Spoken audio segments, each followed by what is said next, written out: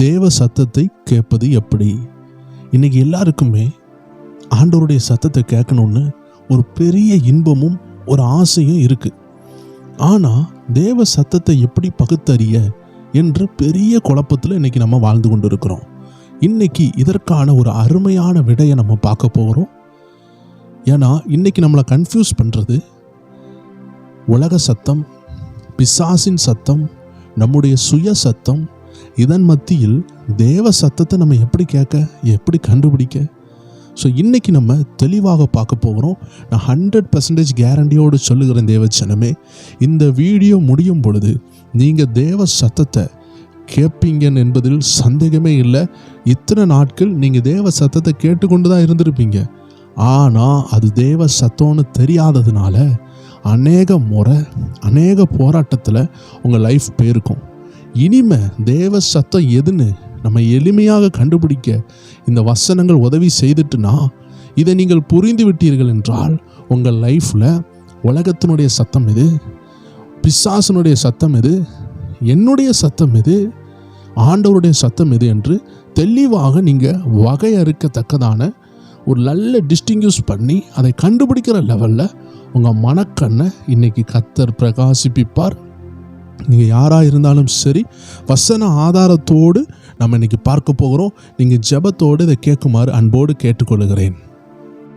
நீங்கள் கேட்டுக்கொண்டிருக்கிறது, பார்த்து கொண்டிருக்கிறது ஸ்பிரிச்சுவல் WF, அதாவது ஆவிக்குரிய ரகசியங்களை வெளிப்படுத்தும் ஸ்பிரிச்சுவல் வார்ஃபேர் என்ற சேனலை நம்ம ஸ்பிரிச்சுவல் WF என்று அழைக்கிறோம்.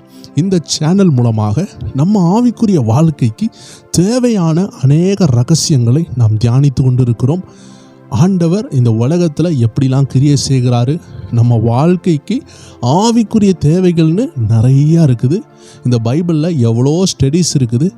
அது நம்ம ஆவிக்கு புரோஜனப்படுற ஸ்டடீஸான்னு நம்ம கண்டிப்பாக பார்த்து தான் நம்ம அதை ஏற்றுக்கொள்ள வேண்டும். இன்றைக்கி பைபிளில் நிறைய நம்ம படிக்கலாம். பைபிள் என்ன மெட்டீரியலில் எழுதப்பட்டது, பைபிளில் உள்ள இங்கு எந்த இங்க்குனால் எழுதப்பட்டது, பைபிளில் உள்ள லெதர்ஸு எதனால் உருவாக்கப்பட்டது, குங்ப்ரான் கேவ்ஸை பற்றி படிக்கிற ஸ்டடீஸ் இருக்குது. எங்கேருந்து பைபிள் வசனங்கள் கலெக்ட் பண்ணப்பட்டது, அது எப்படி அக்குமுலேட் ஆகி ஒரு பைபிளாக இந்த பிப்ளோஸ்ன்னு சொல்லப்படுறது எப்படி இணைக்கப்பட்டது, இப்படி நிறைய படிக்கலாம். பட் இதனால் உங்கள் ஆவிக்குரிய மனுஷனுக்கு புரோஜனம் உண்டா என்று கேட்டால், உங்கள் ஆவிக்குரிய மனுஷன் பலனடையவே போகிறதில்லை. இதெல்லாம் நமக்கு ஒரு செக்குலர் நாலேஜ். நாளைக்கு யாராவது ஆண்டவருடைய பிள்ளைகள் அல்லாதவர்கள் உங்களை பார்த்து கேட்கும் பொழுது அவர்களுக்கு சொல்ல உதவுமே தவிர, உங்கள் பரலோக பயணத்திற்கு எருசலேம் எவ்வளோ பெருசு, அதனுடைய அளவு எவ்வளோ உயரம், உப்புக்கடல் எவ்வளோ பெருசு, சால்ட் சி எவ்வளோ கிலோமீட்டர் இருக்கும், கோலியாத்தினுடைய ஹைட் எவ்வளோ, இயேசுநாதர் சிலுவையில் அறையப்பட்ட அந்த உட்டு எது, அவருடைய கையில் அறையப்பட்ட ஆணிகள் எவ்வளோ இன்ச்சு, அவர் தலையில் வைக்கப்பட்ட முள் என்ன விதமான முள், இப்படியெல்லாம் படிக்கிறதுனால உங்கள் ஆவிக்குரிய வாழ்க்கையில் அது ஒரு புரோஜனத்தை உண்டாக்கும் என்று கேட்டால், நிதர்சனமான உண்மை என்னவென்றால் அது ஒரு புரோஜனத்தையும் உண்டாக்காது. ஏனென்றால் அதன் மூலமாக நீங்கள் மனம் திரும்புவீர்கள் என்றால், எருசலேமுடைய வீதியையும் அகலத்தையும் அளந்து நீங்கள் மனம் திரும்ப முடியுமா என்று கேட்டால் கண்டிப்பாக மனம் திரும்ப முடியாது. ஸோ நம்மளை பரலோக ராஜ்யத்துக்கு நேராக நடத்துகிற அநேக சத்தியங்கள் நமக்கு தேவையாக இருக்கிறது. அப்படிப்பட்ட சத்தியங்களை நம்ம ஆவிக்குரிய ஸ்பிரிச்சுவல் WF என்ற சேனலில் நம்ம வெளியிட்டு கொண்டு இருக்கிறோம். இதில் வெளியிடுகிற எல்லா காரியமும் தேவ பக்தியும், தேவ பயத்தையும், தேவ ஞானத்தையும், ஜபத்தையும், ஆவிக்குரிய வளர்ச்சியையும் டார்கெட் பண்ணியே, அனாவசியமான காரியங்கள் அல்லாமல் ஆவிக்குரிய ரீதியாக தேவன் தம்முடைய பிள்ளைகளை எப்படி வளர வைக்கிறாரு, ஆவிக்குரிய வாழ்க்கையில் வளர்றதுக்கு என்ன தடை இருக்குது, எல்லா விஷயங்களும் நம்ம தியானித்து கொண்டு இருக்கிறோம். அதில் இன்னைக்கு நம்ம பார்க்க போகிறது தான் ரொம்ப மேஜரான, நம்ம லைஃப்பில் most prior and the most prominent one அப்படின்னு சொன்னால் அது தேவனுடைய சத்தத்தை கேட்கறது மட்டும்தான். ஸோ நீங்கள் இது ஒரு டீச்சிங், இதை நீங்கள் கவனமாக கேட்டீங்கன்னா எல்லா காரியம் உங்களுக்கு தெளிவாக புரிய தொடங்கிடும். இப்போ இந்த உலகம் சில நேரம் நமக்கு இனிமையாக இல்லாமல் போகிறதுக்கு காரணம், நம்ம கண்ணில் ஒரு தூசி விழுந்துட்டா போதும், இந்த உலகத்தில் உள்ள அநேக காட்சிகளை நம்மளால் பார்க்க முடியாமல் போய்விடும். வேகமாக பைக்கில் போனவங்களுக்கு இந்த அனுபவம் உண்டு. கண்களில் தூசி விழுந்தவுடன் அழகான இந்த இயற்கை கூட நம்ம கண்ணில் விழுந்த தூசியினால் நமக்கு வேதனை உண்டாக தொடங்கிவிடும். நம்ம கண்களை கசக்கி கசக்கி கண் சிவந்து விடும். காரணம், உலகம் அழுக்காகவோ உலகம் அசுத்தமாகவோ அல்ல, நம்ம கண்ணை நம்ம பாதுகாக்கிறதுனால தூசிகள் நம்ம கண்ணில் என்ன செய்து விட்டது, இந்த உலகத்தினுள்ள இயற்கையை பார்க்க முடியாமல், அடுத்த ஃபார்வர்டாக முன்னேற முடியாமல் கண்ணில் தூசி விழுந்துட்டுனா ஒரு இன்ச்சு கூட பைக்கை ஓட்ட முடியாது. இதே போல் நம்ம ஒரு கருப்பு கலர் கண்ணாடி போட்டுட்டோன்னா உலகமே இருண்டும். நம்ம நினைப்போம் உலகம் இருட்டாக இருக்குன்னு நினைப்போம். ஆனால் சொல்ல போனால் நம்ம கண்ணில் இருக்கிற கண்ணாடி தான் இருட்டாக இருக்கே தவிர, கருப்பாக இருக்கே தவிர, உலகம் அழகாக தான் இருக்குது. நல்ல அருமையான கடற்கரைகள், மலைகள், நீர்வீழ்ச்சிகள், பறந்து விரிந்த வானங்கள், தேவனுடைய அழகான படைப்பெல்லாம் அருமையாக இருக்குது. ஆனால் நம்ம ஒரு கருத்த கண்ணாடியை போட்டால் எல்லாமே கருப்பாக தெரியும். இதே போல் நம்முடைய வாழ்க்கையிலையும், விசேஷமாக ஆவிக்குரிய வாழ்க்கையில் நமக்கே தெரியாமல் சில அறியாமைகள் உண்டு. அதை தான் வேதவசனம் சொல்லுகிறது, சத்தியத்தை அறிவீர்கள், சத்தியம் உங்களை விடுதலையாக்கும். ஸோ நீங்கள் இன்றைக்கி சத்தியத்தை அறிந்து கொண்டு இருக்கிறீங்க. நான் விசுவாசிக்கிறேன் நீங்கள் தேவ சத்தத்தை இன்னும் ஆழமாக கேட்க இந்த வீடியோ ஆண்டவர் உங்களுக்கு கொடுத்த ஒரு அருமையான டெலிவரன்ஸாக இருக்கும் என்று நான் விசுவாசிக்கிறேன். ஸோ முதலாவது, தேவ சத்தத்தை கேட்குறதற்கு நாம் செய்ய வேண்டிய முதல் காரியம், தேவன் ஆவியாக இருக்கிறார். நாமும் ஆவியில் தான் அவர் சத்தத்தை கேட்க முடியும். அதனால் தேவ ஜனங்கள் செய்ய வேண்டிய முதல் காரியம், நீங்கள் மறுபடி பிறக்க வேண்டும். தேவன் ஆவியாக இருப்பதினால் அவரை ஆராதிக்கிற யாராக இருந்தாலும் ஆவியோடும் உண்மையோடும் அவரை தொழுது கொள்ள வேண்டும் என்று வேதம் சொல்கிறது. ஸோ மறுபடி பிறப்பது என்பது, இதை நீங்கள் புதிதாக கேட்டால் உங்களுக்கு ஆச்சரியமாக இருக்கும். மற்றபடி இது ஒரு புதிய விஷயம்லாம் ஒன்றும் கிடையாது. ஆதாம் ஏவாள் செய்த பாவத்தினால், எபேசியர் 2:1 சொல்லப்பட்டிருக்கு, அக்கிரமங்களினாலும் பாவங்களினாலும் மரித்த நம்மளை கர்த்தர் உயிர்ப்பித்தாராம். இயேசுவை ஏற்றுக்கொள்ளும் பொழுது, வசனங்களை கேட்கும் பொழுது, நம்ம வசனத்தை கேட்டு நம்ம மனம் திரும்பும் பொழுது நம்ம மறுபடி பிறக்கப்படுறோம்.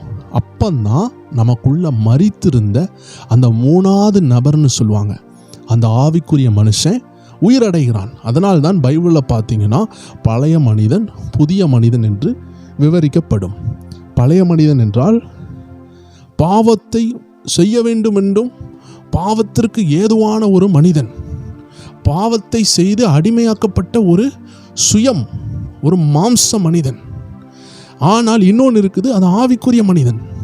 இந்த ஆவிக்குரிய மனுஷன்தான் ஆதாம் செய்த பாவத்தினால அவன் ஜீவ ஆத்மா ஆனான்னு சொன்னான். பார்த்தீங்களா, வேதம் சொல்லுது அவன் ஜீவ ஆத்மாவாக மாறினானா. அது எப்படி மாறினான்? கர்த்தர் அவன் மேல் சுவாசத்தை ஊதும் பொழுது அவன் ஜீவ ஆத்மாவானான். He became a living soul. இப்போ ஆண்டவர் அவனுக்கு கொடுத்த அந்த சுவாசம் அவனை விட்டு போனதுனால தான் அவன் ஆவிக்குரிய ரீதியாக மரணத்தை அடைஞ்சான். ஃபிசிக்கலாக அவன் மரணத்தை அடையலை. அதனால தான் நம்ம சரீர ரீதியாக உயிரோடு தான் இருப்போம், நல்லா படிப்போம், நல்லா இலக்கொண்டாக இருப்போம், நல்ல திறமைகள் இருக்கும், சிலப்போ பாடி பில்டராக இருப்போம், நல்லா கிச்சனில் ஒர்க் பண்ணுவோம், மாதம் மாதம் நல்லா சம்பாதிப்போம். எல்லாமே இருந்தாலும் உங்களுக்குள்ளாடி ஒரு நபர் மரித்து போய் இருக்கிறது பைபிள் சொல்கிற உண்மை. அதுதான் உங்கள் உள்ளான மனுஷன். இது ஆதாம் செய்த பாவத்தினால மரித்து போய் இருக்குது. இதனால கர்த்தர் உங்கள்கிட்ட எவ்வளோ பேசினாலும் உங்களுக்கு சத்தம் கேட்காது. ஒரு எடுத்துக்காட்டு சொல்கிறேன். ஒரு கண்ணாடி ரூமில் உங்களை பூட்டிட்டாங்க, அதில் எந்த ஹேர் ஹோல்ஸும் கிடையாது. இன்றைக்கி எல்லா வீட்லேயும் ஹேர் ஹோல்ஸ்ன்னு சொல்லக்கூடிய துவாரங்கள் உண்டு. ஏன்னா வீட்டுக்குள்ளாடி வென்டிலேஷன் வர்றதுக்காக, அதாவது காற்று உள்ளே வர்றதுக்கும் கெட்ட காற்று வெளியே போகிறதுக்கும் வீட்டுக்கு மேலே ஒரு சின்ன ஓட்டை இருக்கும். அதில் நிறையா வீட்டில் பார்த்தீங்கன்னா பல்லி, எட்டுக்காளி இதெல்லாம் தொங்கும் சுத்திகரிக்காமல் இருந்தால். அந்த உங்களுக்கு புரிந்து கொள்றதுக்காக அதை சொல்கிறேன். அந்த ஹேர் ஹோல் எதுக்காக வச்சுருக்காங்கன்னா, வீட்டுக்குள்ளாடி நல்ல காற்று வரணும், கெட்ட காற்று வெளியே போகணும், ஏதோ ஒரு சின்ன வென்டிலேஷன் கிடைக்கும். இந்த துவாரத்தை யூஸ் பண்ணி நம்ம அந்த துவாரத்துக்கிட்ட போய் நம்ம வீட்டில் மேலே சேரை போட்டு அந்த வீட்டினுடைய மேலே உள்ள ஹேர் ஹோல் கிட்ட போயிட்டு நீங்கள் கத்துனீங்கன்னா வீட்டுக்கு வெளியே இருக்கிற நபருக்கு உங்கள் சத்தம் கேட்கும்.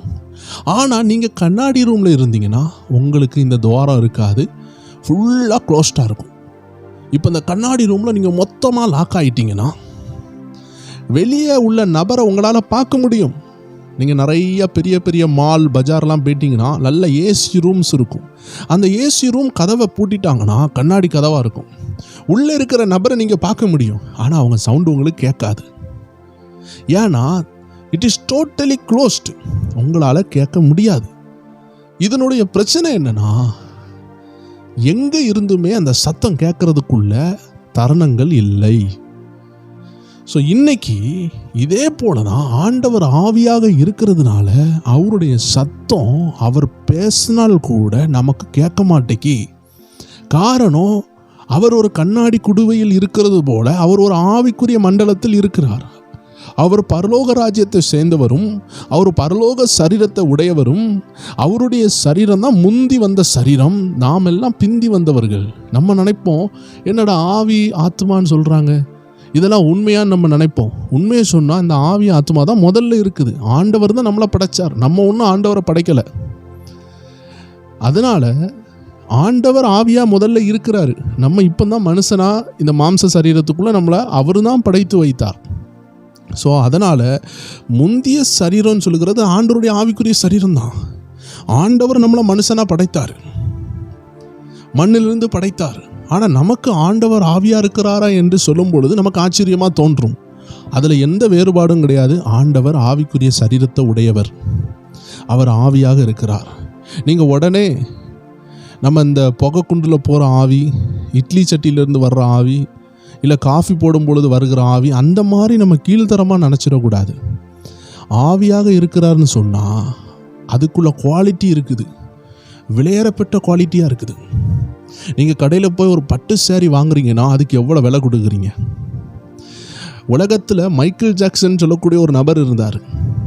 அவருடைய பிளாக் ஸ்கின்ஸை அவர் ரிமூவ் பண்ணிவிட்டு அவர் ஒயிட் ஸ்கின்ஸை போட்டாராம், தச்சாராம். அதுக்கு குறைஞ்சது பல கோடி ரூபா செலவானதாம்.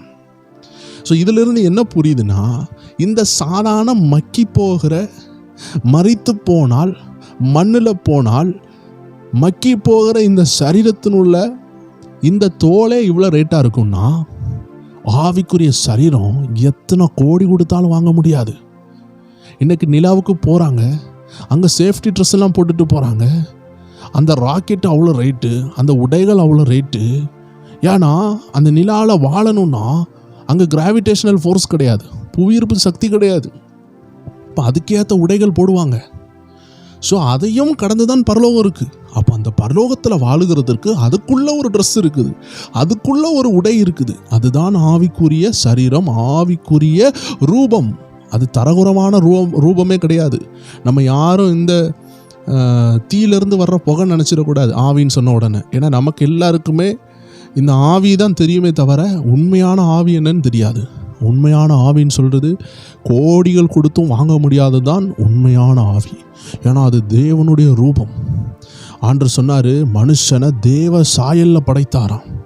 எந்த மிருகத்தையும், எந்த மீனையும், எந்த பறவையையும் அவர் தம்முடைய சாயலில் படைக்கவில்லை. மனுஷனை அவருடைய சாயலில் படைத்தாராம். அந்த சாயலில் இருந்து தான் இந்த மனுஷன் விழுந்து போனான். அதனால தான் அவனுக்குள்ளே இருந்த ஜீவ ஆவி சத்தத்தை கேட்காமல் போனது. இப்போ நீங்கள் நம்பர் 1 கர்த்தருடைய சத்தத்தை கேட்கணும்னா மறுபடி பிறக்கணும். நீங்கள் அவசரப்பட வேண்டாம், பொறுமையாக அனுதினம் நீங்கள் ஜெபிங்க, சபைக்கு போங்க, ஆண்டவர் உங்களை நடத்துவார். நீங்கள் மறுபடி பிறந்துட்டீங்கன்னா உங்களுக்கு தேவ சத்தம் பிரியமாக மாறிவிடும். நீங்கள் மறுபடி பிறந்துட்டீங்கன்னு எப்படி கண்டுபிடிக்கலான்னா, உங்கள் இருதயத்துக்குள்ளாடி வசனம் போகும் பொழுது ஏதோ உணவு சாப்பிட்டது போல ஒரு அனுபவம் வரும். வசனத்தை கேட்க கேட்க இன்பமாக இருக்கும். நீங்கள் மறுபடி பிறக்கலைன்னா வசனத்தை பேசும் பொழுது உங்களுக்கு தூக்கம் வரும். அந்த சபையில் இல்லை யாராவது வசனம் பேசிகிட்டு இருந்தாங்கன்னா அப்படியே கிறங்கி தூங்கிடுவீங்க. சிலருக்கெல்லாம் வாமிட் வர்ற மாதிரி இருக்கும், தலை சுற்றும். ஏன்னா அந்த வசனத்தை கேட்க கேட்க அது அவங்க சிந்தனையில் போயிட்டே இருக்குமா. வசனம் போக வேண்டிய இடமே உங்கள் உள்ளான மனுஷன், அது உங்கள் சிந்தனையில் போனால் உங்களை கிறக்கிரும். அப்படியே கிறங்கிடுவீங்க. அதுவும் விருப்பம் இல்லாமல் கேட்டுட்டு இருந்தால் சோர்ந்து போயிடுவோம். நிறைய நேரம் நம்ம என்ன செஞ்சிருவோம், யாரையாவது சபைக்கு கூட்டு வந்தால் அந்த நபர் விருப்பத்தோடு கேட்கும் பொழுது அவர் மறுபடி பிறந்துருவார்.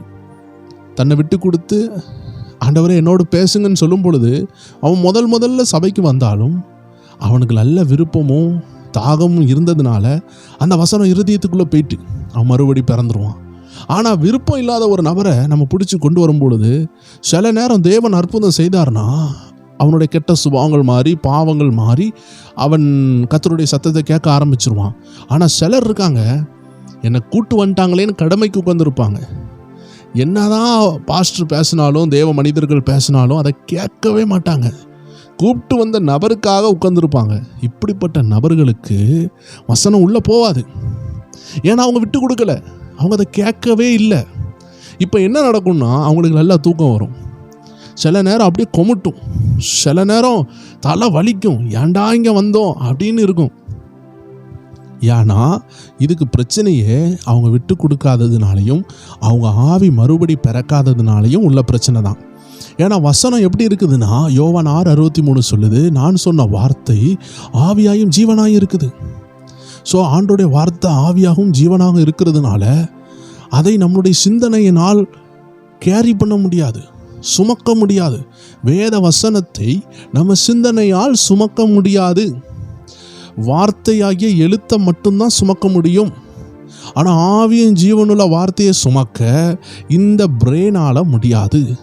அதனால் ஆண்டவர் என்ன செஞ்சார்னா உங்களை மறுபடி பிறக்க வைக்கிறாரு. மறுபடி பிறந்தீங்கன்னா இந்த வசனம் உங்கள் சிந்தனையை தாண்டி உங்கள் சிந்தனைக்கு போனது உங்கள் ஹார்ட்டுக்குள்ளே போயிடும். ஸோ இதனால தான் நீங்கள் மறுபடி பிறக்கணும்.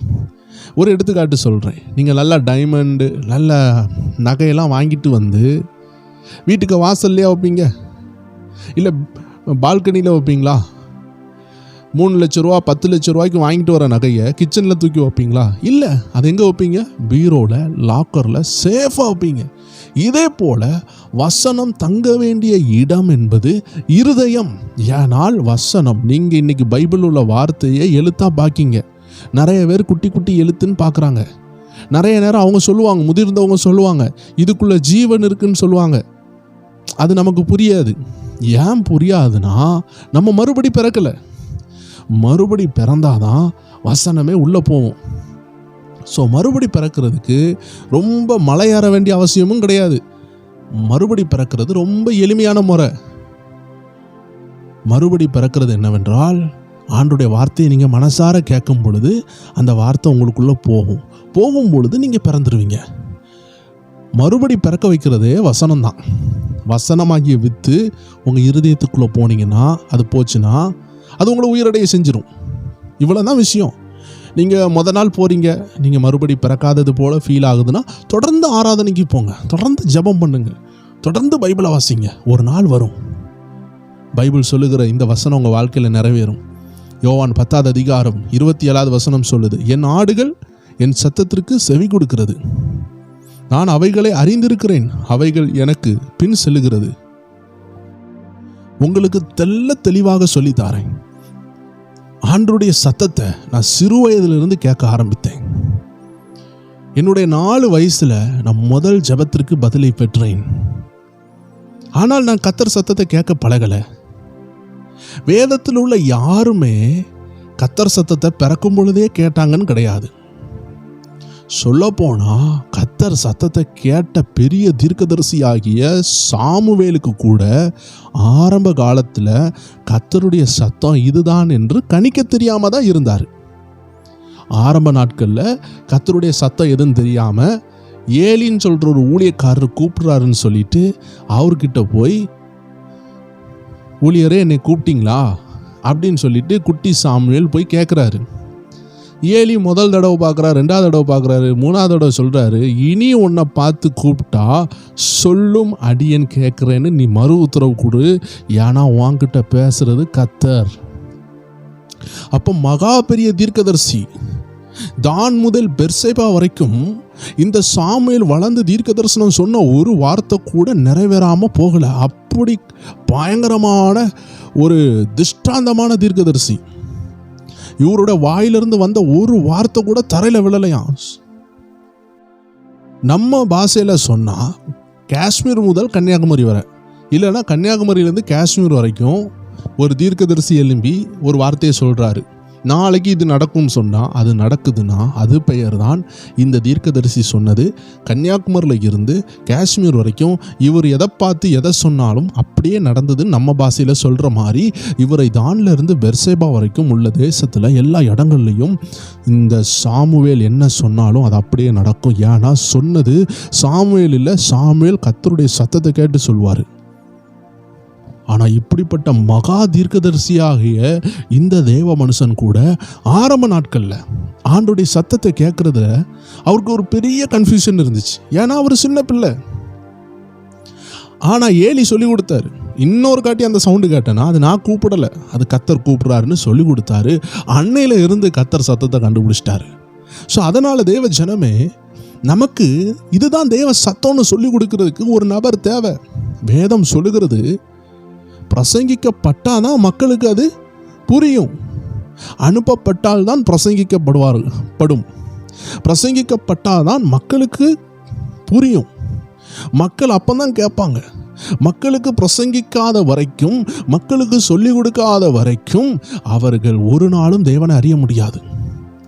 ஒரு அருமையான தேவ மனிதன் இப்படி சொன்னார், நம்ம எவ்வளோதான் ஜெபித்தாலும், 100 வருஷம் ஜெபித்தாலும் நம்ம பிரசங்கம் பண்ணலனா ஒரு ஆத்மா கூட பரலோகத்துக்கு வராது.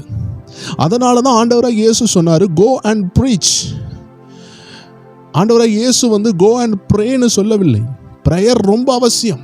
அதாவது அந்த தேவ மனிதன் சொன்னார், அது 2 கால்களுக்கு சமம். ப்ரே ப்ரீச், ப்ரே ப்ரீச் அப்படின்னா என்ன? லெஃப்ட் ரைட் நம்ம நடக்கிறோம் அப்படின்னா நம்ம ஜெபிக்கவும் செய்யணும், பிரசங்கமும் பண்ணணும். ஜெபிக்கவும் செய்யணும், பிரசங்கமும் பண்ணணும். அப்போதான் அடுத்தவங்களும் ரட்சிக்கப்படுவாங்க. ஸோ இன்றைக்கி நீங்கள் இதை கேட்கும் பொழுது சாமுவேலுக்கு ஏலி சொன்னது போல் இந்த வீடியோ உங்களுக்கு ஏதோ ஒன்று சொல்லி தருது. என்ன சொல்லி தருதுன்னா, கர்த்தர் சத்தம் உங்களுக்கு வருது. உபத்திரவத்தில் நீங்கள் இருக்கலாம், இல்லை சந்தோஷத்தில் இருக்கலாம், எந்த நேரத்துலையும் கர்த்தருடைய சத்தம் வரும். உங்கள் வீட்டில் ஒரு அருமையான பர்த்டே பார்ட்டி நடக்குது, நல்லா ஃபுட்டெல்லாம் மீதி நிறையா இருக்குது, அடுத்த நாள் கெட்டு போயிடும். நீங்கள் உங்கள் மனசு விரும்பினபடி எல்லாருக்கும் கொடுக்குறீங்க. ஆனால் கர்த்தர் சத்தத்தை கேட்டிங்கன்னா, எந்த இடத்துல சாப்பாடு இல்லாமல் எந்த குடும்பம் கஷ்டப்படுதோ அந்த இடத்த ஆண்டவர் கரெக்டாக டைரக்ஷன் பண்ணுவார். நீங்கள் அங்கே போய் கொடுப்பீங்க, உங்களுக்கு பரலோகத்தில் பொக்கிஷம் உண்டாகும். நீங்கள் கர்த்தர் சித்தம்படி செய்தாதான் பரலோகத்தில் உங்கள் பேர் எழுதப்படும்.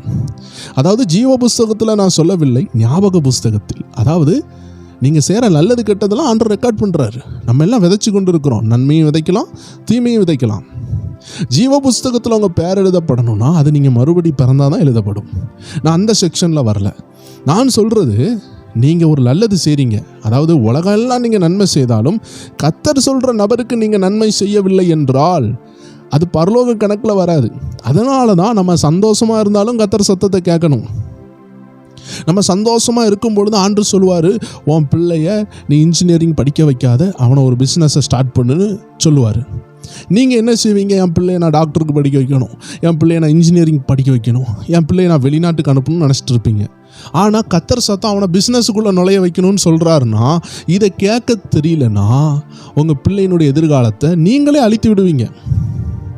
கர்த்தர் சத்தம் எவ்வளோ தேவையாக இருக்குது பாருங்கள். இதே நீங்கள் துக்கத்தில் இருக்கிறீங்க, நீங்கள் துக்கத்தில் இருக்கும் பொழுதும் கர்த்தருடைய சத்தம் உங்களுக்கு தேவை. சந்தோஷமாக இருக்கும்போது மட்டுமல்ல, நீங்கள் துக்கமாக இருக்கும் பொழுது ரொம்ப தேவைப்படுது கர்த்தருடைய சத்தம். அது நம்மளை தேற்றும், அது நம்மளை ஆற்றும். அதனால்தான் சங்கீதத்தில் 119 ஆண்டோடைய வசனம் அருமையாக சொல்லுகிறது. 50வது வசனம், 119 50வது வசனம் சொல்லுகிறது. அந்த வசனம் தான், என் சிறுமையில் எனக்கு ஆறுதல், உம்முடைய வாக்கு என்னை உயிர்ப்பித்தது. அதே சங்கீதம் 119 92வது வசனம் சொல்லுது, உமது வேதம் என் மனமகிழ்ச்சியாய் இராதிருந்தால் என் துக்கத்திலே அழிந்து போயிருப்பேன். அப்படின்னா துக்கத்தில் இந்த வசனம் நமக்கு ரொம்ப உதவியாக இருக்கும். நம்மளை நடத்தும், யாரை பார்க்கணும், எங்கே போகணும், எதை செய்யணும்னு உள்ளே இருந்து டைரக்ஷன் வந்து கொண்டே இருக்கும். ஸோ இதை கேட்டுக்கொண்டு இருக்கிறவர்களே, ஆண்டு சொல்கிறாரு, நீங்கள் மறுபடி பிறந்துட்டீங்கன்னா முதல் பிரச்சனை முடிஞ்சிட்டு.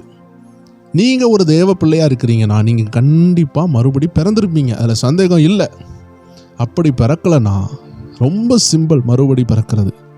ஆண்டவராகி இயேசுவே என் இருதயத்துக்குள்ளே வாரும், நீர் எனக்காக மரித்தீர், நீர் எனக்காக உயிர்த்தீர்னு முதல்ல இருதயத்தில் விசுவாசிக்கணும். கொஞ்சம் நேரம் மெடிடேஷன் பண்ணுங்க. ஆண்டவரே, எனக்காக தானே வந்தீங்கப்பா, இந்த பாவியாகி என்ன மீட்க தானே வந்தீங்க சொல்லி தியானித்து பாருங்கள். அவருடைய சிலுவை பாடுகளை நினைத்து பாருங்கள்.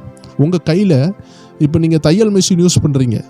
தையல் மிஷினில் உள்ள ஒரு ஊசி உங்கள் கையில் யாருனாலே தாங்க முடியல. ஆனால் அவருடைய 2 கைகள்லையும் பல இன்ச்சு பெரிய ஆணிகள் ஏறி, காலில் ஆணிகள் ஏறி முள் கிரீடம் வச்சாங்களாம். ஒரு அருமையான பண்டிதர் சொல்கிறாரு, அந்த முள் கிரீடத்தில் ஒரு முள் அவருடைய ஸ்கல்லை பிளந்துட்டு, அதாவது மண்டையோட பிளந்து அவருடைய கண்ணின் மணியிலிருந்து வெளியே வந்துச்சான். அந்த கருவெளியில் வெளியே வந்துச்சான். அப்படி கண்ணை பிளந்துச்சுன்னு அவர் ரெக்கார்ட் பண்ணுறாரு ஹிஸ்ட்ரியில். அப்போ எவ்வளோ வேதனைப்பட்டிருக்காரு பாருங்க. இது எல்லாம் உங்களுக்காக, இதை கேட்குற உங்களுக்காக, எனக்காக, எல்லாருடைய பாவ மன்னிப்புக்காக இதை செய்தார். அப்படிப்பட்ட ஒரு இரட்சகரை நம்ம கடமைக்காக ஏற்றுக்கொண்டு அவர் சத்தம் கேட்க முடியாது. மனசார ஏற்றுக்கொள்ளணும். உங்கள் வீட்டில் ஒரு ஆள் தஞ்சம் புகுறாங்கன்னா, அடிபட்டு வாராங்கன்னா மனசார ஏற்றுக்கொள்வது இல்லை. நெடுநாள் கழித்து உங்கள் சொந்தக்காரங்களை பார்க்குறீங்கன்னா, வாங்க வாங்க வாங்க வீட்டுக்குள்ளே வாங்கன்னு எவ்வளோ அன்பாக கூப்பிடுவீங்க. 15 வருஷம் கழித்து வெளிநாட்டிலேருந்து ஒரு சொந்தக்காரங்க வராங்கன்னா அவ்வளோ பொக்கிஷத்தோடு வருவாங்க. ஸ்ப்ரே பாட்டில், அந்த முட்டாய், சாக்லேட் எல்லாம் கொண்டு வரும்பொழுது அதை பார்க்கும்பொழுது உங்களுக்கு எப்படி இருக்கும்? அப்பா, நமக்கு இன்றைக்கி பெரிய விருந்து தான் நம்ம வீட்டுக்கு வருதுன்னு சொல்லிட்டு நம்ம என்ன செய்வோம்?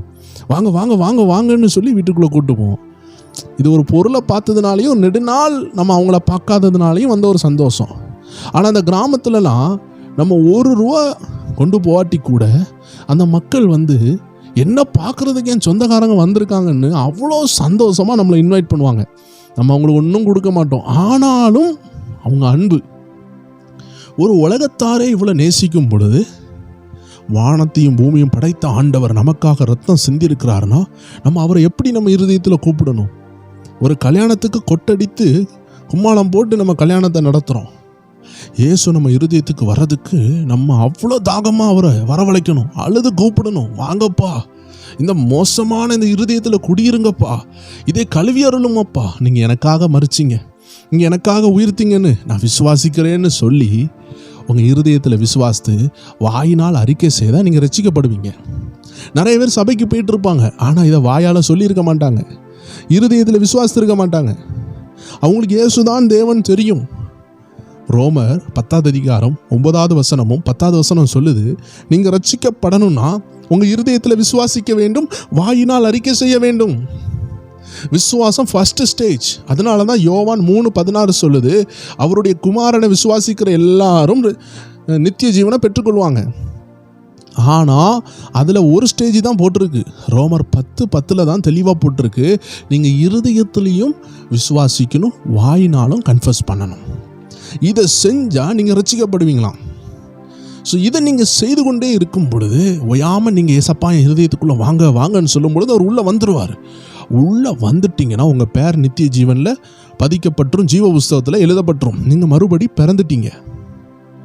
மறுபடி பிறந்த உங்களுக்கு கர்த்தருடைய சத்தம் கேட்க தொடங்கிடும். அதை தான் நம்ம வாசித்தோம் யோவான் 10:27. என் ஆடுகள் என் சத்தத்திற்கு செவி கொடுக்கிறது, நான் அவைகளை அறிந்திருக்கிறேன், அவைகள் எனக்கு பின் செல்லுகிறது. ஸோ ரொம்ப ஈஸி. ஆண்டவர் ஆவியாக இருக்கிறாரு, உங்களுக்குள்ள ஆவி மரித்து போயிருக்கு. இப்போ அந்த ஆவி உயிர் அடைஞ்சிட்டுனா கர்த்தருடைய சத்தத்தை எளிமையாக கேட்டுடலாம். ஸோ இப்போ நீங்கள் ஆவியில் பிறந்துட்டீங்க. ஆனாலும் சவுண்டு இப்போ கன்ஃபியூஸ் ஆகும். இது கர்த்தர் பேசுகிறாரா, இது உலகம் பேசுதா, இது பிசாசு பேசுதா, இல்லை என்னுடைய ஓன் செல்ஃப் எனக்குள்ளே ஒரு சத்தம் உண்டாகுதா, இது நான் தான் இந்த சத்தத்தை உருவாக்குறேன் நான் நிறைய கன்ஃபியூஷன் வரும். இதில் தேவனுடைய சத்தத்தை எப்படி அறிந்து கொள்ளணும்னா, இப்போ நீங்கள் தேவனுடைய ஆலயமாக மாற வேண்டும். தேவனுடைய ஆலயமாக மாறுகிறதற்கு நீங்கள் பரிசுத்த ஆவியானவர் உங்கள் மேலே தங்குறதுக்கு உங்களை விட்டு கொடுக்கணும். அப்போது நீங்கள் பரிசுத்த ஆவியானவருடைய ஆலயமாக மாறிடுவீங்க. வசனம் சொல்லுது, 1 கொரிந்தியர் 3வது அதிகாரம் 16வது வசனம் சொல்லுது, நீங்கள் தேவனுடைய ஆலயமாக இருக்கிறீர்கள் என்று தேவனுடைய ஆவி உங்களில் வாசமாக இருக்கிறார் என்றும் அறியீர்களா. அப்போ பரிசுத்த ஆவியானவருக்கு நம்மளை விட்டு கொடுக்கணும். அவர் நம்ம மேல் இறங்குவார். அப்போ நம்ம அவருடைய ஆலயமாக மாறிடுவோம். ஸோ நீங்கள் மறுபடி பிறந்த உடனேயே கர்த்தர் சத்தம் உங்களுக்கு கேட்கும். ஆண்டவருடைய ஆடாக மாறிடுறீங்க, ஆண்டவருடைய மந்தையில் வந்துடுறீங்க, சத்தம் கேட்குது. ஆனால் இப்போ அந்த சத்தத்தை கண்டுபிடிக்கணும். அந்த சத்தத்தை நம்ம கண்டுபிடிச்சி நம்ம அவரோடு பழக வேண்டும். ஒரு எடுத்துக்காட்டு சொல்கிறேன். உங்கள் அம்மா, நீங்கள் வண்டியில் போயிட்டுருக்கீங்க, உங்களுக்கு ஃபோன் பண்ணுறாங்க. ஹலோ யாருன்னு கேட்குறீங்க. அம்மா என்ன சொல்லுவாங்க? என்ன யாருன்னு தெரியலையான்னு கேட்பாங்க. ஒரு நாளும் நம்ம அம்மாவோ இல்லை நம்ம ஒய்ஃபோ இல்லை உங்கள் கணவரோ யார் பண்ணாலும் நீங்கள் யாருன்னு கேட்க மாட்டீங்க. ஏன்னா நீங்கள் ஃபெல்லோஷிப்பில் இருக்கிறீங்க, அதனால் உங்களுக்கு தெரியும். இதே இது ஒரு ஆஃபீஸ் ரூமில் இருந்து யாரோ உங்களை கூப்பிட்றாங்கன்னா நீங்கள் என்ன செய்வீங்க? ஹலோ யார், நீங்கள் எங்கேருந்து பேசுகிறீங்கன்னு கேட்பீங்க. ஏன்னா அந்த குரல் உங்களுக்கு தெரியாது, அவங்க யாருன்னு தெரியாது. இதே போல தான் நம்ம பழக்கம் அதிகமாக இருந்தால் அந்த நபர்னுடைய சத்தம் நமக்கு தெரியும். நமக்கு பழக்கமே இல்லைன்னா அந்த நபர் யாருன்னு நம்ம கன்ஃபியூஸ் ஆகிட்டு இருப்போம். நல்லா ஆழமாக யோசித்து பாருங்கள். உங்கள் பிள்ளைக்கு சத்தம் உங்களுக்கு தெரியாதா? உங்கள் அப்பாவுக்கு சத்தம் உங்களுக்கு தெரியாதா? உங்கள் அம்மாவுக்கு சத்தம் உங்களுக்கு தெரியாதா? உங்கள் டீச்சருக்கு சத்தம் உங்களுக்கு தெரியாதா? உங்கள் நண்பர்களுக்கு சத்தம் உங்களுக்கு தெரியாதா? அவங்கள பார்த்தா தான் தெரியுமா? இல்லை, அவங்கள பார்க்காமலேயும் தெரியும். காரணம் என்ன? பழக்கம். பழக்கத்தை ஆவிக்குரிய பேரில் சொல்கிறது தான் ஐக்கியம். உலகத்தில் நம்ம அதாவது ஃப்ரெண்ட்ஷிப்புன்னு சொல்கிறோம், ஸ்பிரிச்சுவலாக நம்ம அதை ஃபெல்லோஷிப்புன்னு சொல்கிறோம். உலகத்தில் அதை பழக்கம்னு சொல்கிறோம், ஸ்பிரிச்சுவலாக அதை ஐக்கியம்னு சொல்கிறோம். கர்த்தரோடு பேசும்பொழுது அது பேர் ஐக்கியம், கர்த்தரோடு பேசும்பொழுது அது பேர் ஃபெல்லோஷிப், கர்த்தரோடு பேசும்பொழுது அது பேர் ஜெபம், மனுஷனோடு பேசும் பொழுது அது பேர் பழக்கம், அது பேர் ஃப்ரெண்ட்ஷிப்பு, அதுக்கு பேர் டாக்கிங்கு. இப்படி பலதை நம்ம சொல்லிக்கொண்டே இருக்கலாம். ஸோ நம்மளால் உறவு அதிகமாக இருந்துச்சுன்னா, ஜெபிக்கிற தேவ பிள்ளையாக இருக்கிறோன்னா, வேதத்தை அனுதினமும் கடமைக்காக இல்லை வாஞ்சையோடு வாசித்து, இது என் ஆண்டவர் எனக்கு கொடுத்த அன்பின் கடிதம்னு நீங்கள் வாசித்தீங்கன்னா கொஞ்ச நாளில் நீங்கள் கர்த்தர் சத்தம் என்னன்னு கண்டுபிடிக்க ஆரம்பிச்சிருவீங்க. அதனால்தான் பைபிள் சொல்லுது, இதை இரவும் பகலும் தியானின்னு சொல்லுது. ஆனால் நம்ம என்ன செஞ்சிருவோம்? இரவு பார்த்தீங்கன்னா பிஸியாக இருப்போம், டிவி ஓடிக்கிட்டு இருக்கோம், சினிமா வீட்டில் ரசிக்கப்படாதவங்க பார்த்துட்டு இருப்பாங்க. நம்ம கையில் உள்ள செல்ஃபோனே பாருங்கள், ஏகப்பட்ட ஷார்ட்ஸு, ரீல்ஸு, யூடியூப்பு, இன்ஸ்டாகிராம், ஃபேஸ்புக்குன்னு எல்லாத்துலேயும் உலகம் தான் இருக்குது. ஒவ்வொன்றும் உலக விஷயந்தான் இருக்குது.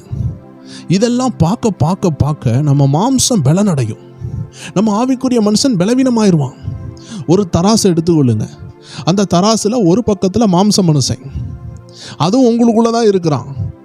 ஒரு பக்கத்தில் ஆவிக்குரிய மனுஷன். இதனுடைய இன்னொரு பெயர் தான் பழைய மனுஷன், புதிய மனுஷன். அப்போ இந்த பழைய மனுஷனுக்குள்ள சாப்பாடை நம்ம கொடுத்துக்கிட்டே இருக்கிறோம். 3 நேரமும் சாப்பாடு கொடுத்துருவோம், அது மாம்ச ஆகாரம். அடுத்தது கண்களுக்கு உணவு கொடுப்போம். அது என்ன உணவு? நல்ல டிவி பார்ப்போம், ஷார்ட்ஸ் பார்ப்போம், யூடியூப்பில் இருப்போம், இன்ஸ்டாகிராமில் இருப்போம், ஃபேஸ்புக்கில் இருப்போம், இல்லை வாட்ஸ்அப்பில் இருப்போம், இல்லை யாராவது ஒரு ஃப்ரெண்டுகிட்ட கதை அடிச்சுக்கிட்டு இருப்போம். அது காதுக்கு உணவு. ஃபோன் பண்ணி உலக காரியத்தை நிறைய பேசுவாங்க. நம்மளும் அதான், அப்படியா, அவனுக்கு கல்யாணம் ஆகலையா, இவங்களுக்கு இது ஆகலையா, இப்படி நம்ம டைம் 1 hour போகிறதே தெரியாது. இதே 1 hour ஜெபித்திருந்தீங்கன்னா தராசில் இருக்கிற உங்கள் ஆவிக்குரிய மனுஷன் பலன் அடைஞ்சிருப்பான். ஆனால் 1 hour உங்கள் உலக நண்பன்கிட்ட கதை அடித்ததுனால, இல்லை ஆஃபீஸில் 1 hour உட்காந்து பேசுனதுனாலையோ, தப்புன்னு நான் சொல்ல வரல, உங்கள் மாம்சம் பலன் அடைஞ்சிருக்கும். இவ்வளோ தான் விஷயம். நம்ம உலகத்துக்கு நிறைய இடம் கொடுத்தோன்னா நம்ம மாம்ச மனுஷன் பலன் அடையும் பொழுது நம்ம ஆவிக்குரிய மனுஷன் பலவீனம் அடைகிறான். அதனால தான் நம்ம உபாச ஜபம்லாம் வைக்கிறோம். ஏன் உபாச ஜபம் வைக்கிறோம்?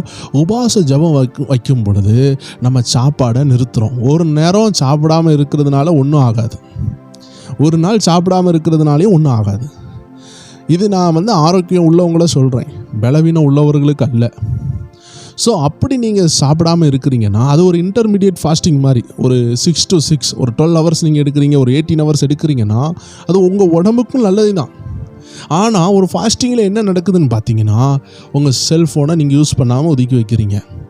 அப்போது உங்களுடைய மாம்சத்தை ஃபீடு பண்ணிகிட்டு இருந்த, மாம்சத்துக்கு நல்லா உணவு கொடுத்துட்டு இருந்த, கண்களுக்கு நல்லா காட்சிகளை காமிச்சு கொண்டிருந்த அந்த செல்ஃபோன் இப்போ ஆஃப் ஆகுது. டிவியை ஒதுக்கி வைக்கிறீங்க. நண்பர்கள்ட்ட அன்னைக்கு ரொம்ப இன்வால்வ் பண்ணாமல் கத்தரட்ட உட்காந்துருக்கிறீங்க. இப்போ உங்கள் ஆவி ரீசார்ஜ் ஆகும், அது நிரம்பும். ஜஸ்ட்டு செல்ஃபோனை சார்ஜ் போடுற மாதிரி தான். உங்களுக்குள்ளாடி ஒரு 2 செல்ஃபோன் இருக்குது. ஒன்று மாம்ச செல்ஃபோன்னு வச்சுக்கோங்க, இன்னொன்று ஆவிக்குரிய செல்ஃபோன். நீங்கள் உலகத்தில் நல்லா சார்ஜ் போட்டு வைக்கிறீங்கன்னா, உலக இன்பங்கள் சிற்றின்பங்கள் சுற்றுறது, உலகத்தில் நண்பர்களை பார்க்குறது, ஒரே வீடியோக்கள் பார்க்குறது, உலக இன்பங்களில் உல்லாசங்களில் நம்ம சுற்றும் பொழுது மாம்சம் பலனாயிரும். ஒரு நாள் கல்யாண வீடு, அடுத்த நாள் பால் காய்ப்பு வீடு, அடுத்த நாள் அங்கே, இன்னொரு நாள் இங்கே, அப்படி இப்படின்னு உலகத்தில் பிஸியாக இருக்கும் பொழுது ஆல்ரெடி பிஸ்னஸில் பிஸியாக இருப்போம், ஆல்ரெடி கிச்சனில் பிஸியாக இருப்போம். வேதத்தில் கிச்சனில் பிஸியாக இருந்த மார்த்தால் கூட கர்த்தருடைய சத்தத்தை கேட்க முடியல. சில நேரம் நம்ம கிச்சன் வேலைகளை கூட ஒதுக்கி கர்த்தர் சத்தத்தை கேட்க வேண்டிய நிலைமைகள் இருக்குது. சில நேரம் கர்த்தர் நம்மள்ட்ட பேசணும்னு நினைப்பார், நம்மளை பாதுகாக்கணும்னு நினைப்பார், நம்மளை உயர்த்தணும்னு நினைப்பார், நம்மளை அவருடைய திட்டத்துக்கு கொண்டு வரணும்னு நினைப்பார். ஆனால் நம்மள்ட்ட அவரால் பேசவே முடியலைன்னா என்ன செய்வார்னு ஒரு ஊழியர் சொன்னார். என்ன செய்வார்னா, சில நேரம் ஒரு மலேரியா காய்ச்சலோ இல்லை ஒரு சின்ன ஆக்சிடெண்ட்டோ இல்லை சின்ன ஒரு பிரச்சனையோ வரும். அப்போ நீங்கள் அட்மிட் ஆகுவீங்க. அந்த அட்மிட் ஆகும் பொழுது தான் நீங்கள் கர்த்தர் சத்தத்தையே கேட்பீங்க. இது இயற்கையாக நடக்கிறது. நீங்களே உங்களை சோதித்து பாருங்கள். கொஞ்ச நாளாக ஒரு 2-3 வருஷமாக நீங்கள் சபைக்கு போகலை, நீங்கள் பைபிளே வாசிக்கலை, ஆண்டவர் தான் தேவன்னு தெரியும். உங்களுக்கு என்ன நடக்குதுன்னு பாருங்கள்.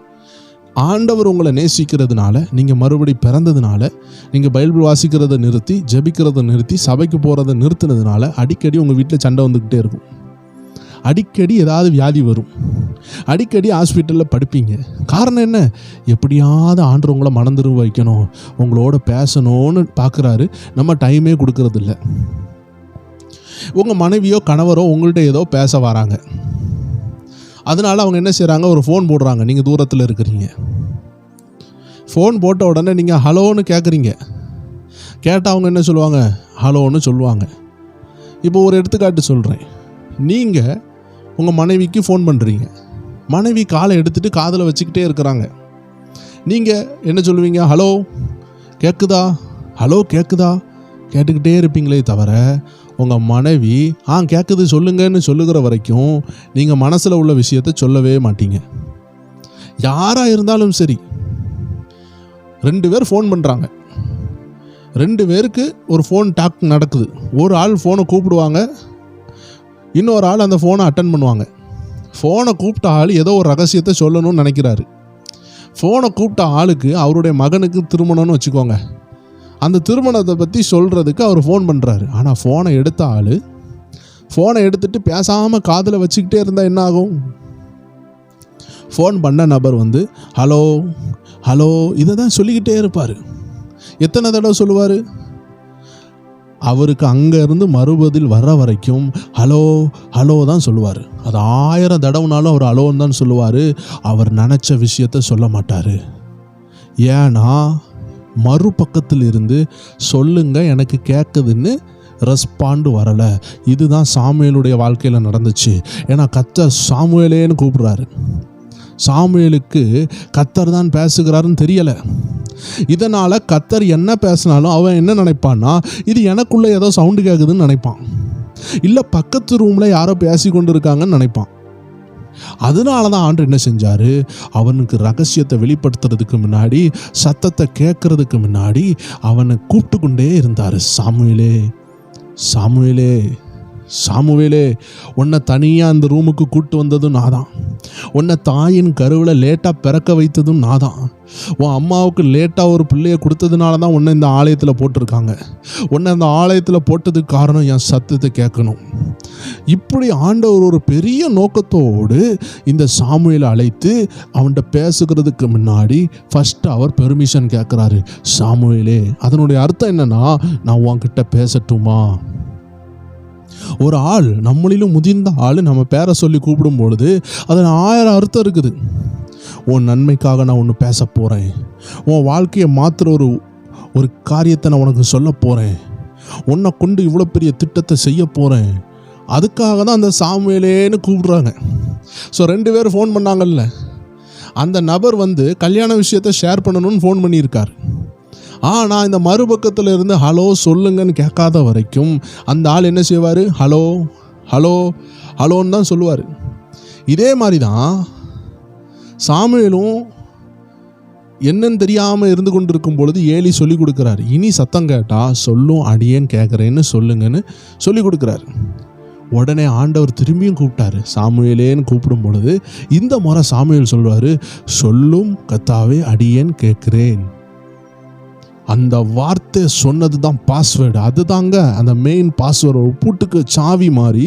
சொல்லும் நான் கேட்குறேன்னு சொன்ன உடனே ஆண்டவர் மடை திறந்த வெள்ளம் போல ரகசியத்தை சின்ன பிள்ளைன்னு கூட பார்க்காம வெளிப்படுத்தினாரு. ஆண்டவர் பேசுறதுக்கு ரெடியாக இருக்கிறாரு, மனுஷன் கேட்கறதுக்கு ரெடி இல்லை, உலகத்தில் பிஸியாக இருக்கிறான்.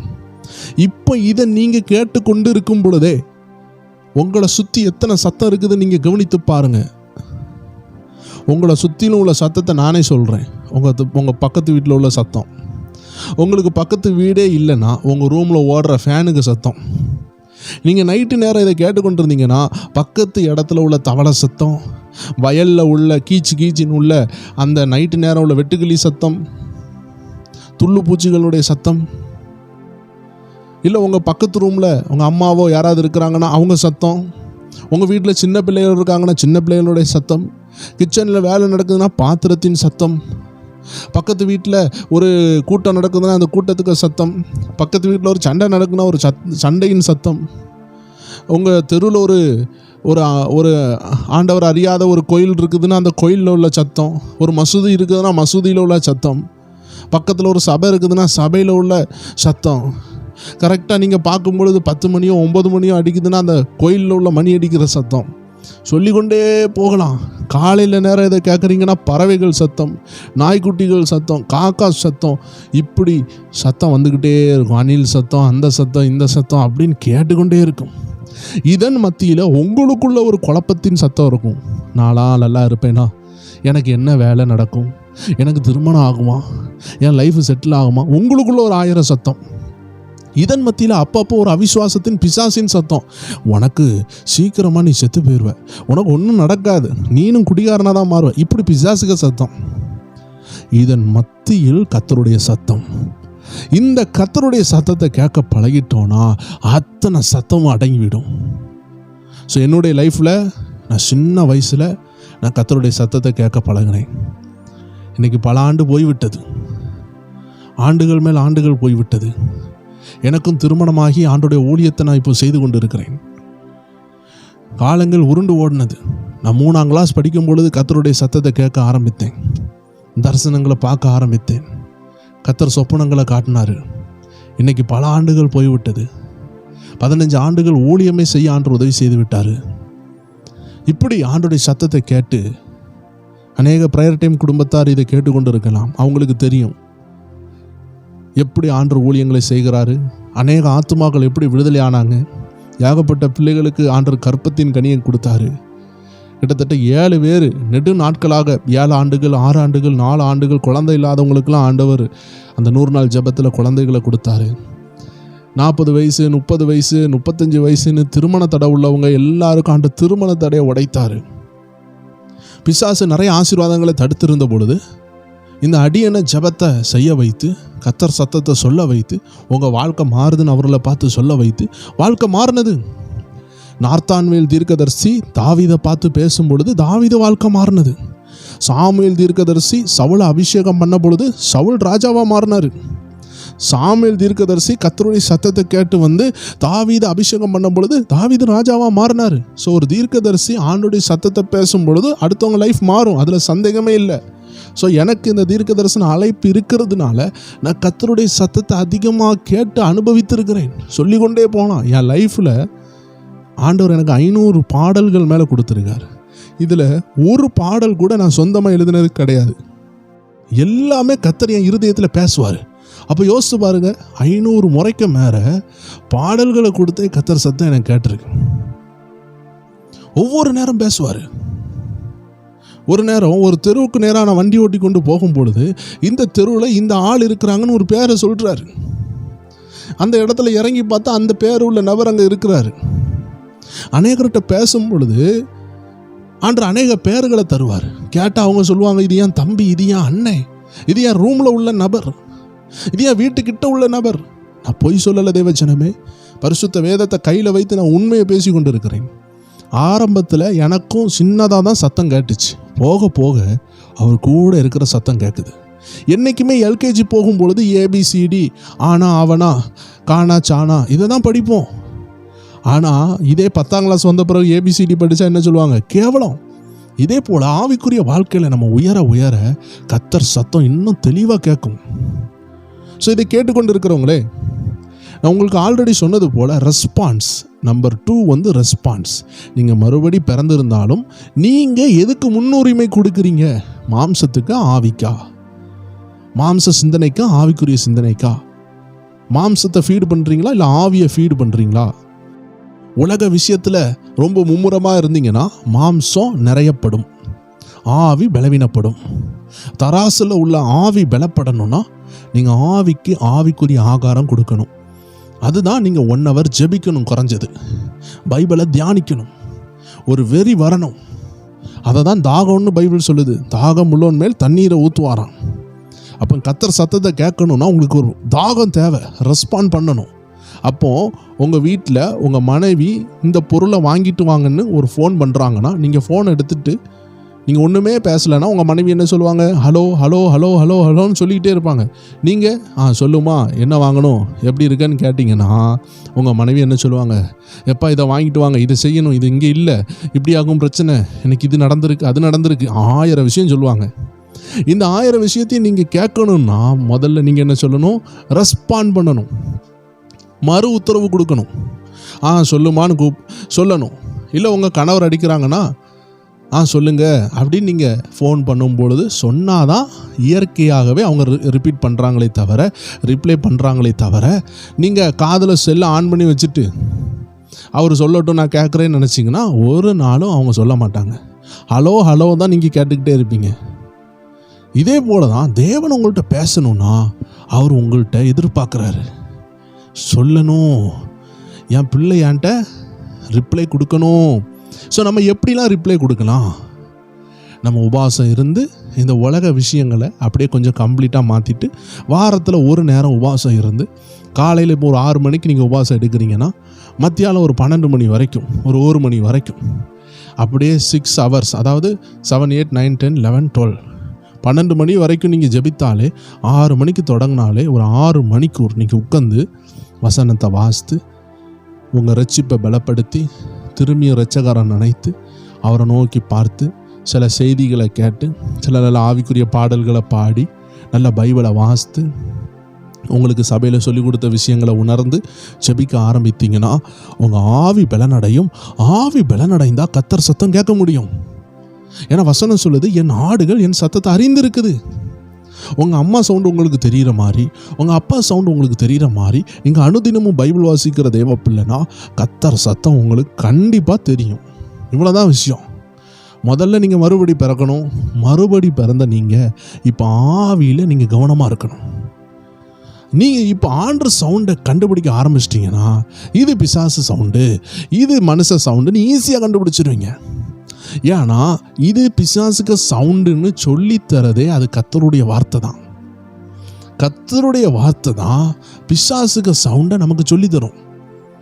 அப்போ கர்த்தருடைய வார்த்தை உங்கள் இருதயத்துக்குள்ளே வந்தாதான் பிசாசு எதையாவது சொல்லும் பொழுது அது பயமாக இருக்கும், அதை கண்டுபிடிக்க முடியும். அப்போ முதல்ல வீடு கட்டுறதுக்கு முன்னாடி அஸ்திபாரம் போடணும். அஸ்திபாரம் போட்டால் தான் வீடு கட்ட முடியும். பிசாசுக்கு சவுண்டு எப்பொழுதுமே பயத்தை கொண்டு வரும். உங்கள் சவுண்டு எப்போவுமே குழப்பத்தை கொண்டு வரும். கர்த்தருடைய சவுண்டு எப்பொழுதுமே விசுவாசத்தை உண்டாக்கும். அப்படியே உங்களை இயற்கைக்கு அப்பாற்பட்ட பூஸ்ட்டை கொடுக்கும். நீங்கள் ரொம்ப சோர்ந்து போகும்பொழுது சில நேரம் சில செய்தியை கேட்டு பாருங்கள், இல்லை சில ஊழியர்களுக்கு ஃபோன் பண்ணி பாருங்கள். அவங்க பேசுகிறத பார்க்கும்பொழுது அவ்வளோ கான்ஃபிடெண்ட்டாக இருக்கும். என்னடா இவ்வளோ திஷ்டாந்தமாக இவ்வளோ நம்பிக்கையாக பேசுகிறாங்க, இவங்க எனக்கு காசு தரப்போகிறதும் கிடையாது, ஆனால் பேசுகிற பேச்சை பாருங்கள் என்ன ஸ்ட்ராங்காக இருக்குது. அவங்க எப்படி பேசுவாங்க நானே சொல்கிறேன் பாருங்களேன். கர்த்தர் நடத்துவார், பயப்படாதீங்க சிஸ்டர், பிரதர் கவலைப்படாதீங்க, இதெல்லாம் ஒரு விஷயமா கர்த்தர் பார்த்துக்கிடுவார். திருமண விஷயம் அதை பற்றியாக கவலைப்படுறீங்க, கர்த்தர் பார்த்துக்கிடுவார். நம்ம அதை அப்படியே நம்பி அப்படியே வசனத்தை ப்ராக்டிஸ் பண்ணால் அவங்க சொன்னது அப்படியே நடக்கும்.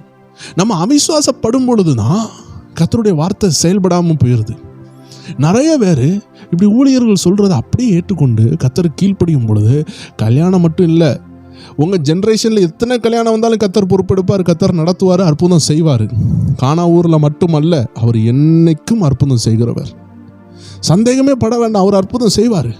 பட் இதற்கு தேவை ஒரு கனெக்ஷன். நம்ம ஆவியை நம்ம வளர்க்கணும். நம்ம ஆவி வளர்ந்தால் மட்டும்தான் கர்த்தருடைய சத்தத்தை இன்னும் கேட்க முடியும்.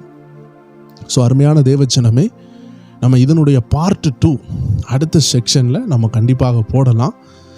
கர்த்தருடைய சத்தத்தை நம்ம ஆவி ஆத்மா சரீரத்துக்குள்ளாடி எப்படி நம்ம இருதயத்துக்குள்ளே கர்த்தருடைய சத்தம் துணிக்குது, கர்த்தருடைய சத்தத்தை எப்படி பகுத்தறிவது, உலக சத்தம் எது, மாம்ச சத்தம் எது என்று நம்ம இன்னும் பார்க்க வேண்டும். இன்றைக்கி நீங்கள் கேட்ட செய்தியிலேயே, இந்த அருமையான டீச்சிங்லேயே கர்த்தருடைய சத்தத்தினுடைய ஆழத்தை புரிஞ்சிருப்பீங்க. அனுபவ ரீதியாக நிறைய விஷயம் நீங்கள் புரிந்திருப்பீங்க. இன்னொரு செக்ஷனும் நம்ம எடுத்து இதை ப்ரீஃபாக நம்ம பேசலாம். நான் சிம்பிளாக சொல்லிட்டா கண்டிப்பாக உலக சத்தம், மாம்ச சத்தம், பிசாசின் சத்தம் இதெல்லாம் உங்களுக்கு பகுத்தறிய கஷ்டமாகிவிடும். ஆல்ரெடி நீங்கள் கேட்டுக்கொண்டிருக்கிற அநேகருக்கு இது பிசாசுக்கு சத்தம், இது ஆண்டோடைய சத்தம்லாம் உங்களுக்கு நல்லா தெளிவாக தெரியும். இருந்தாலும் நீங்கள் கேட்டுக்கொண்டு இருப்பீங்க. அநேகருக்கு இது தெரியாமல் இருக்கும். மெயினாக தெரியாதவங்களுக்காக தான் இந்த பதிவை நம்ம வெளியிடுகிறோம். ஸோ இனி வர நாட்களில் ஒரு அருமையான பதிவை நம்ம வெளியிடலாம். அதுவும் தேவனுடைய சத்தத்தை கேட்குறதுனுடைய அடுத்த பாகமாக இருக்கும். வருகிற நாட்களில் நம்ம அதை இன்னும் ரிலீஸ் பண்ணலாம். ஏன்னா அது ஒரு அருமையான சப்ஜெக்ட். அந்த சப்ஜெக்டையும் நீங்கள் தெரிஞ்சிட்டிங்கன்னா உங்களுக்குள்ளாடி கர்த்தருடைய சத்தம் எப்பொழுதும் இருக்கிறத நீங்கள் கண்டுபிடிச்சிருவீங்க. நீங்கள் டூன் பண்ண தான் செய்யணும். ஏன்னா நீங்கள் தான் தேவன் தங்கும் ஆலயம். உங்களுக்குள்ளே தான் அவர் இருக்கிறாரு, உங்களுக்குள்ளே தான் வார்த்தை இருக்குது. ஆனால் நீங்கள் டூன் பண்ணாமல் இருப்பீங்க. இந்த கிட்டாரை எடுத்துக்கொள்ளுங்க. கிட்டார் 6 ஸ்ட்ரிங்ஸ் இருக்குது. இந்த 6 ஸ்ட்ரிங்ஸும் பார்த்தீங்கன்னா அந்த இஜிபிடி ஏஇ அப்படின்னு சொல்லுவாங்க. இந்த 6 ஸ்ட்ரிங்ஸையும் பார்த்தீங்கன்னா கரெக்டாக டூன் பண்ணலன்னா, அந்த டூன் இல்லாததுனால கிட்டாரினுடைய கார்ட்ஸ், அந்த ஸ்கேல்ஸ் கரெக்டாக அவுட்புட் கொடுக்காது. இதே போல தான் டூனிங் சொல்கிறது ரொம்ப அவசியம். உங்கள் ஸ்பிரிட்டை டூன் பண்ணுறது எப்படி, கர்த்தருடைய வார்த்தைக்கு நேராக டூன் பண்ணுறது எப்படி. அதாவது முன்னாடியில் அந்த ஆண்டனான்னு ஒன்று கொடுத்துருப்பாங்க. டிவியில் ஒரு கம்பி மாதிரி இருக்கும் ஆண்டனான்னு, காருக்குள்ளாடியும் இருக்கும். காரணம் என்னென்னா, உங்கள் டிவியில் படம் வராமல் இருக்கிறதுக்கு, செய்தி வராமல் இருக்கிறதுக்கு காரணம் உங்கள் ஆண்டனா தான் பிரச்சனை. மற்றபடி படம் எல்லாருக்கும் தெரிஞ்சிட்டு தான் இருக்குது, நியூஸ் எல்லாருக்கும் வந்துட்டு தான் இருக்கும். பட் உங்கள் ஆண்டனா, அதாவது எஃப்எம்னாலும் சரி எதுனாலும் சரி, எஃப்எம்மில் ஆல்ரெடி செய்திகள் வந்து கொண்டு தான் இருக்கும். ஆனால் அந்த முன்னாடி உள்ள எஃப்எம்மில் ஒரு ஆண்டனான்னு ஒன்று இருக்கும். அதை கரெக்டாக வச்சு டூன் பண்ணாங்கன்னா சவுண்டு கேட்டுரும். இதே மாதிரி தான் கர்த்தர் சத்தத்தை நீங்கள் கேட்குறதுக்கு நீங்கள் டூன் ஆகணும். அதை எப்படி டூன் ஆகணும், எப்படி அந்த சத்தத்தை இனி எளிமையாக கேட்கணும்னு இதனுடைய 2வது பாகத்தில் நம்ம பார்க்க போகிறோம். இதை கேட்ட எல்லா தேவஜனங்களுக்கும் அன்பின் வாழ்த்துக்கள். ரொம்ப எளிமையான விஷயந்தான். ஆனால் இது அனுபவ ரீதியாக நம்ம பழக வேண்டிய விஷயமா இருக்கிறதுனால உடனே நமக்கு புரியாது. ஆனால் ப்ராக்டிக்கலாக நம்ம மனம் திரும்பி நம்ம ரட்சிக்கப்பட்டு நம்ம இருதயம் மறுபடி பிறந்தா கர்த்தர் சத்தம் கேட்க ஆரம்பிச்சிருவோம். இன்னும் கிட்ட போக போக, கர்த்தர் கிட்ட போக போக ரொம்ப தெளிவாக பேசுவார், ரொம்ப தெளிவாக பேசுவார். நான் இப்படி பல இடத்துல பார்த்துருக்கிறேன். சில நேரம் நான் ஃபோனில் பேசிக்கிட்டு இருப்பேன். ஒரு நாள் வட இந்தியாவில் ஒரு சகோதரனோடு நான் ஃபோனில் பேசிக்கிட்டு இருக்கிறேன். அப்போ ஆண்டவர் எனக்கு ஒரு பேரை சொல்கிறார். அந்த பேரை சொல்லிட்டு அந்த பேர் உள்ள நபருக்கு 2 ஆம்பளை பிள்ளைகள் இருக்குன்னு இடைப்படுறாரு. நான் அப்போ சொல்கிறேன், உங்களுக்கு அசோக தெரியுமான்னு கேட்டால் அங்கே 2 அசோகம் இருக்கிறாங்க. அப்போ நான் சொல்கிறேன், உங்கள் மாமா அசோக் இருக்காங்களான்னு கேட்குறேன். ஆமான்னு சொல்கிறாரு. நான் சொல்கிறேன், அவங்க 2 பிள்ளைகள் இருக்காங்க அப்படின்னு சொன்னால் அங்கே 3 பிள்ளைகள் இருக்காங்க. ஆனால் 3ல் 3 பொட்டா பிள்ளை. ஆனால் ஆண்டை இடைப்படுறாரு. பேரை சொல்லும் பொழுது அவங்களுக்கு கன்ஃபியூஷன் ஆகிட்டு. ஏன்னா அங்கே 2 அசோக் இருக்கிறாங்க. அவர் இருக்கிறது மகாராஷ்டிரா, நான் பேசி கொண்டு இருக்கிறது தமிழ்நாடு. அப்போது அவருடைய பிரச்சனைக்கு யார் காரணம்னு ஆண்டவர் காட்டி தராரு. அவங்கள்ட்ட கவனமாக இருக்கணும்னு ஆண்டவர் பேரை சொல்கிறாரு. பேரை சொல்லி 2 நபர் இருந்த உடனே அவங்க பிள்ளைகள் 2 ஆம்பளை பிள்ளைகள்னு காட்டுறாரு. அது மட்டும் இல்லை, அது உங்கள் அங்கிள்னு சொல்கிறாரு. அது அவங்க ஃபாதர் சைடில் உள்ள அங்கிள்னு பேசுகிறாரு. இப்படி ஆண்டவர் அக்குரேட்டாக பேச முடியும். சாமுவேல்கிட்ட மட்டும் அல்ல தேவஜனமே, புதிய ஏற்பாட்டிலையும் தீர்க்கதரிசி இருந்தாங்க. பைபிளில் அகபுன்னு ஒரு தீர்க்கதரிசி இருந்தார். பிலிப்பினுடைய மகா, அவங்களுக்கு 4 பேர் இருந்தாங்க, 4 பேரும் பெண் தீர்க்கதரிசிகள், ப்ராஃபட்டஸ். தேவ ஜனமே, கர்த்தருடைய வார்த்தையை நம்மளால் கேட்க முடியும். ஒரு வல்லமையான தேவ மனிதன் சொன்னார், ஆண்டவருக்கு நேசமாக பிரியமாக வாழ்ந்த ஒரு தேவ மனிதன் சொன்னார், இந்த உலகத்தில் the world greatest blessing, இந்த உலகத்தில் ஒரு மகா பெரிய ஆசீர்வாதம்னா that is listening from God, கர்த்தரிடத்திலிருந்து கேட்கறது தான். முத்துகளை காட்டிலும் விலையேறப்பெற்ற வார்த்தை, தேன் கூட்டிலிருந்து ஒழுகிற தேனிலும் மதுரமான வார்த்தை, கண்களை தெரிவிக்கிற வார்த்தை, ஆத்மாவை உணர்ப்பிக்கிற வார்த்தை, உயிர்ப்பிக்கிற வார்த்தை, கண்களை தெளிவிக்கிற வார்த்தை, முத்துகளை பார்க்கிலும் விலையேறப்பெற்ற வார்த்தை. தேவ ஜனமே, இந்த வார்த்தையை கேட்கறதுல நம்ம தவறிடவே கூடாது. அது நமக்கு கேட்கும். இதை நான் அனுபவ ரீதியாக என் சின்ன வயசுலேருந்து நான் அனுபவித்து ப்ராக்டிக்கலாக கர்த்தருடைய சத்தத்தை கேட்டு உங்களுக்கு இன்றைக்கி பகிர்ந்து கொள்ள கர்த்தர் என்னுடைய 4 வயசுலேருந்தே என்னை புடமிட்டார். 30 ஆண்டுகள் மேலே தாண்டி விட்டது. ஆண்டவர் உருவாக்கி கொண்டே இருக்கிறார். என்னுடைய தாயும் தகப்பனும் ஊழியத்திற்கு வந்து 30 ஆண்டுகள் கிட்ட ஆகிவிட்டது. ஆண்டவர் இன்னைக்கு எவ்வளோ விஷயங்களை செய்து விட்டார். அதெல்லாம் பார்க்கும் பொழுது எங்களுக்கு ஆச்சரியமாக இருக்குது.